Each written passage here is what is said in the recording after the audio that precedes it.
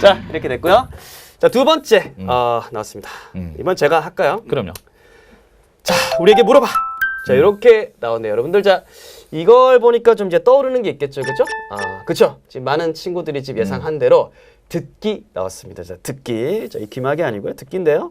제가 한번 찢어볼까요? 네. 이렇게 잡으면 되나요? 찢으시면 안 되고 뜯으세요. 뜯을까요? 네. 긴장돼가지고. 이거 저 이런 거 나왔어요. 어때요, 여러분? 잘 보입니까? 네. 질문 잘 보여요? 제가 한번 읽어보도록 하겠습니다. 자, 듣기 풀다가 독해 풀다 왔다 갔다, 그죠? 해도 될까? 랩 같네요, 그죠? 첫 번째 질문이 있고 두 번째는 장하쌤 한번 읽어주실래요? 듣기 풀 때 졸지 않으려면 설마. 근데 이게 네. 실제로 듣기로는 수험생들이 저도 수능 날 이제 감독을 해봤지만 이게 발생하더라고요. 진짜 꾸벅꾸벅 조는 학생들이 있어가지고 정말 마음속으로 너무 힘들었어요. 우리 친구들 혹시 진짜 수능 풀다가 존 적 있어요? 듣기 시간에 잠 온대. 그러니까요. 그래요. 알겠습니다. 그러면 잠이야기는 이제 둘째로 치고 첫 번째 질문부터 제가 이거는 좀 답변을 드리도록 할게요. 네. 자, 듣기 풀다가 독해 풀다가 이제 흔히 말하는 이제 여러분들 손가락 신공이다. 이 장안의 화제죠, 그죠? 이게 왔다 갔다 이렇게 많이 하는데 실제로 좀 많이 합니다, 학생들이. 왜냐하면 독해에 대한 압박감이 상당히 심하기 때문에 어쨌든 듣기를 하면서 이게 좀 시간을 좀 많이 세이브하고 싶어가지고 손을 딱 끼워가지고 듣기 좀 풀다가 독해 좀 쉬운 문제 좀 풀다가 듣기 좀 풀다가 어법의 선지 한 개씩 지우고 뭐 이런 식으로 왔다 갔다 해서 어떤 학생들은 끝나고 나면 나 듣기 풀 때 독해 뭐 몇 개나 풀었다, N 개나 풀었다 이렇게 자랑을 하면 그렇지 않은 학생들은 상당히 좀 많이 좀 주눅이 들고도 하거든요. 그렇죠. 이게 과연 나한테는 되는가? 그게 좀 궁금하실 것 같아요. 그죠? 지금 도표까지 푼다는 친구도 있는데 엄청 많이 나갔네요. 와, 야, 대단하네. 나중에 그러면서 야. 듣기를 다 맞나요? 궁금한데. 네. 네. 그게 하나의 포인트가 될 수 있어요. 예. 솔직히 이제 저희 학교 아이들은 영어를 참 잘하는 아이들이에요. 네. 어떻게 보면은. 그런데 그 아이들이 왔다 갔다 하지 않는 아이가 없어요. 그러니까 일단은 처음에 문제가 이제 나오면은 그러니까 안내 방송이 나오잖아요. 3교시에. 네. 안녕하십니까? 뭐 이렇게 나오지 않습니까? 어휴. 이 방송은 2016학년도 3교시 2016학년도 대학 수학능력시험 3교시 영어 듣기를 위한 안내 방송입니다. 라고 이렇게 쭉 나오잖아요. 그쵸. 그러다가 이제 페이지를 넘기십시오. 이제 시작하겠습니다. 그런 이제 멘트가 나오면 첫 장을 딱 넘길 수가 있는 거잖아요. 그쵸. 그런 다음에 이제 많은 친구들이 18번에 어떤 목적을 풀기도 하고 어떤 친구는 어법을 풀기도 하고 어떤 친구는 실용문을 풀기도 하고 어떤 친구는 장문 독해까지 먼저 풀기도 합니다. 야. 그러니까 물론 이제 자기의 어떤 개인적인 선호도에 따라 다른 거지만 일단 그렇게 시작을 해서 띵동 하고 1번이 시작할 땐 바로 들어와야 되는데 예를 들어서 조금은 쉽고 빠르게 문제를 풀 수 있는 뭐 실용문이나 아니면은 뭐 18번 문제 그런 문제 같은 경우에 보통은 하나의 문제를 풀고 들어오는 게 자기는 어떤 평상시의 루틴이었는데 가령 그런데 저번 수능 네. 지난번 수능에서는 그게 잘 되지 않았던 친구들이 있다는 거예요. 그러면 제가 생각할 때 그런 친구들 잘 하겠지만 의외로 1, 2번을 틀릴 확률이 있을 것 같아요. 제 말이 그 말입니다. 그래서 저희 반에 작년에 제가 고3 담임을 했었는데 저희 반에 한 학생이 영어를 참 잘하는 학생이었음에도 불구하고 듣기 1번을 틀렸어요. 듣기 1번을 틀렸어요. 왜냐하면 일단 독해를 풀다가 바로 듣기가 띵동 하면 넘어와야 되는데 내가 지금 눈으로 보고 있는 독해 문제의 답이 나오지 않았어. 그러니까 아까워. 그러니까 네. 미련이 남는 거예요. 그쵸. 미련이 남으니까 제대로 돌아오질 못하는 거죠. 그래서 1번을 틀렸다니까요. 자, 그러면 요거 한번 정리를 해보겠습니다. 자, 그러면 이게 뭐 잘하는 친구도 지금 오히려 1, 2번에서 지금 어떻게 보면 틀릴 수도 있다는 건데 제가 볼 땐 기본 원칙은 이건 것 같아요. 어쨌든 문항이 딱 이렇게 뭐 띵동하고 시작이 되면 어쨌든 듣기는 내가 잘하든 못하든 일단은 준비되어 있어야 됩니다. 펜을 그렇죠. 잡고 시험지에 이렇게 시선을 두고 준비된 자세로 있어야 어떤 우리가 흔히 말하는 변수, 우리가 흔히 말하는 실수라는 것을 이제 안 하게 되는 거고요.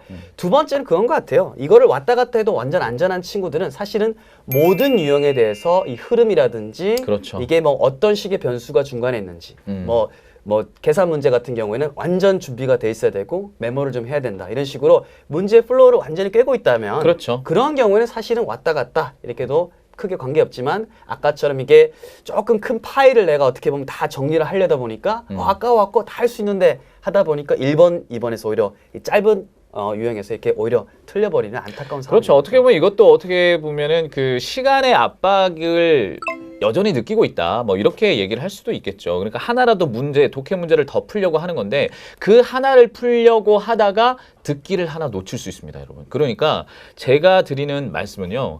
내가 이러한 시스템에 이런 루틴에 충분히 익숙해져 있어서 나는 듣기도 다 맞고 독해도 어렵지 않게 쭉 풀 수 있다라는 자신감이 있을 때만 그렇게 해달라는 거예요. 그리고 독해를 문제를 풀다가도 띵동 하면은 바로 미련 없이 넘어와야 됩니다. 그거는 평소에 연습을 좀 해주셔야 돼요. 네, 맞습니다. 알겠습니다. 그게 이제 왜 모의고사가 있는지 그 이유가 될 것 같다는 그렇죠. 생각이 됐고요. 네. 두 번째, 이게 아까 우리가 저희가 살짝 어떻게 보면 웃었지만 사실 되게 심각한 문제고요. 이게 수능 때 만약 존다고 생각하면 이거 굉장히 끔찍하잖아요, 그죠? 우리가 요걸 어떻게 하면 어떻게 이게 발생하고 왜 이런 게 발생하고 이제 어떻게 하면 좀 방지를 할 수 있을까? 작년 그 수능 얘기를 살짝 한번 해보면요. 이제 네. 저희 제가 담임했던 아이들은 직접 들은 얘기인데 작년에 이제 1교시 그 국어가 생각보다 좀 어려웠죠. 그리고 수학도 조금 어려웠어요. 그리고 이제 점심을 먹죠. 점심을 먹는데 무슨 말인지도 잘 모르면서 이렇게 일단은 1교시, 2교시에 너무 미련이 남으니까 그렇게 밥맛도 잘 모르는 상태에서 먹고 그런데 일단 밥이 들어가니까 밥이 들어갔어요. 그러면서 이제 3교시는 그래도 1, 2교시는 잘 못 풀어도 그래도 3교시는 영어니까 쉽게 풀겠지. 그런 생각을 했는데 알고 보니까 이제 뚜껑을 열어보니까 살짝 빠른 거예요. 살짝 빠른 거예요. 그러면서 제가 봤을 때는 그 친구가 긴장을 한 거죠. 그런데 그 긴장 속에서도 졸렸다는 겁니다. 왜냐하면 그런 생체 리듬에 있어서 충분히 어떻게 보면 대비가 되지 않았던 걸 수도 있고요. 네. 또 어떤 친구들은요, 이게 케이스 바이 케이스긴 한데 이게 좀 듣다 보면 좀 약간 느리게 들린다 이런 좀 친구들도 있어요. 그리고 그런 친구들은 오히려 어떤 친구냐면 평소에 들어보셨습니까? 1.3배속이나 1.4배속까지 배속을 좀 많이 듣는 친구들은 오히려 수능날 이게 너무 느리게 들려서 특히나 점심을 먹고 나서 약간 좀 포만감이 있으니까 그렇죠. 더 좀 그런 경우가 있는 것 같더라고요. 네. 방금 요거를 좀 잘 참고해가지고 이게 듣기 같은 경우는 이제 어떻게 좀 요령을 앞으로 대처될지 좀 네. 발견했으면 근데 좋겠습니다. 웬만하면은 실전에 가서는요. 잘 졸리지는 않을 거예요. 그리고 바짝 긴장을 하고 있는 상황이기 때문에요. 여러분 그 순간에 최선을 다하시면 되는 겁니다. 그러면 졸음 정도는 충분히 몰아낼 수 있습니다. 알겠죠? 너무 걱정하지 좋아요. 마십시오. 자, 그러면 이게 좀 더 파워풀하게 다음 거로 넘어가도록 하겠습니다. 다음 거로. 네.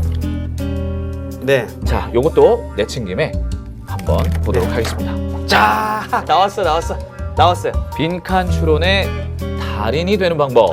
그래, 우리 윤나 친구가 빈칸 문제도 알려주세요. 예. 어떻게 여러분의 간지러운 부분을 이제 지금 잘 긁어줄 수 있을지 진짜 선생님이 생각하는 빈칸 추론의 달인이 되는 방법 혹시 있으십니까? 저요? 이게 제가 먼저 말해야 됩니까? 뭐 그러지 않으셔도 됩니다.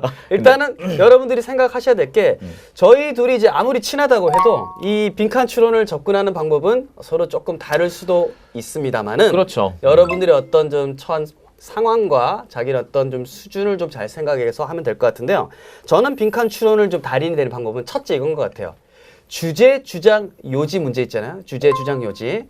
자, 그 문제를 일단은 기본적으로 풀었을 때 90% 이상 득점할 정도의, 즉 글 읽고 요지 정도, 주장 정도 파악할 정도의 독해력은 기본적으로 돼야 그 다음에 사실 빈칸 추론에 노크를 할 수 있지 않을까 이런 생각을 하거든요. 그래서 빈칸 주제, 주장, 요지 있는 문제를 풀면서 얼추 좀 물어 읽으면 그때 이제 빈칸 추론 한 번씩 몇 개씩 하루에 소수를 풀어보는 거죠. 근데 처음에 이제 시험 환경이 아니라 그냥 풀어볼 때는요. 평소에 야간 자율학 쓰면 이렇게 풀어볼 때는 저는 좀 약간 선지를 좀 가려보고 좀 풀어보려고 하고 싶어요. 자, 그리고는 이게 약간 좀 미니 이제 주관식이잖아요. 그럼 이제 빈칸에 들어갈 내용을 우리말로 한번 써보는 거죠. 그래서 들어갈 것이 어떤 내용인지. 그래서 여기 보통 이게 통제 사상이라고 하는데 여기 내용을 이제 과연 어떻게 될지 자기가 한글로 해보고 그 한글의 키워드가 있지 않습니까? 그거를 이제 그 다음에 선지를 보고 그 선지에서 내가 정한 키워드하고 일치하는 부분이 있는지 요거를 이제 저는 한 번도 생각하지 못했던 그런 괜찮았죠? 네, 괜찮았던 것 같아요. 네. 쌤도 이제 그러면 한번 한 말씀 해주시죠. 그러니까 선생님이 지금 말씀하셨던 그 부분에 기본적으로 제가 동의하는 게 뭐냐면 요지, 주장, 주제, 제목 이런 대입학 문제를 언급하셨다는 거죠. 그러니까 선생님이 언급하신 그게 솔직히 빈칸으로 뚫려 있는 거거든요. 여러분 빈칸 문제는요. 빈칸에 들어가는 거는 말 그대로 그 글의 핵심입니다. 그런데 빈칸 문제의 구조를 살짝 한번 살펴보면은요, 우리가 이런 글이 있잖아요. 독해 지문에서 우리말도 그렇지만 주제는 단 하나여야만 해요. 그렇죠? 주제는 단 하나여야만 하지만 그 지문의 주제문은 반드시 하나여야만 한다? 그건 아니거든요.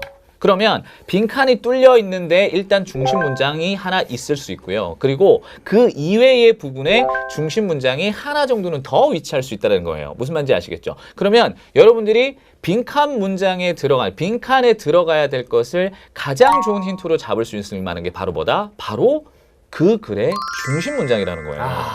그러면 지금처럼 빈칸의 맨 마지막 부분, 거의 이제 후반부에 뚫려 있을 수 있겠지만 이 문제의 가장 중요한 힌트는 바로 첫 번째 문장이 될 수도 있다는 겁니다.